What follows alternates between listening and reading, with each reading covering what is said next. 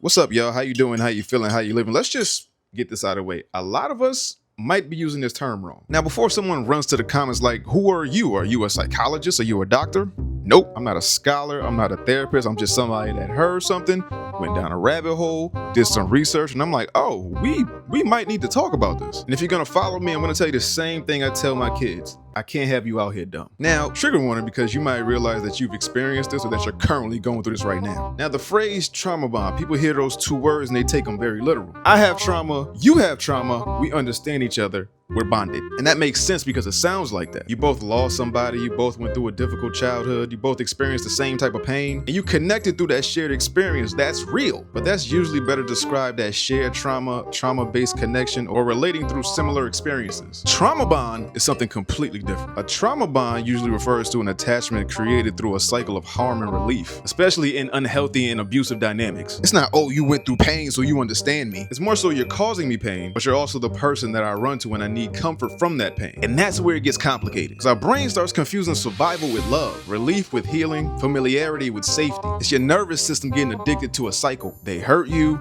and then they apologize. They scare you, and then they protect you. They break you down, and then they make you feel like nobody else understands you. And your brain starts saying, if they're the only person that can make this feeling stop, then maybe this is the person that I need. But sometimes the person handing you the Band-Aid is the same person that created the wound. Now, because I'm a nerd, I can explain everything through like movies, comic books, and TV. So here's a couple of examples, right? Like take Harley Quinn in The Joker, for example. Joker manipulates her, hurts her, and breaks her down. But then he gives her those small moments of affection, those your special moments. And Harley starts believing it. Oh, Mr. J, I can fix him. I'm different. He only acts like this because he loves me. So the highs become so powerful that they make excuses for the lows. Now, if you're a fan of The Sopranos, another example might be Tony and his mother Livy. Not romantic, because all trauma bonds don't have to be romantic. Years of emotional neglect and criticism mixed with tiny moments of approval. So Tony keeps chasing love and validation from the same person who taught him what emotional pain feels like. Because sometimes the hardest approval to stop chasing is from the person who never gave it to you. And sometimes the signs can sound like, oh, they hurt me, but no one understands me like they do. It's not always bad. If I just love them a little harder, they'll change. I know they hurt me, but I can't imagine life without them. So just to be clear, connecting with someone because you both survived something painful does not automatically make it unhealthy. Shared trauma can create empathy,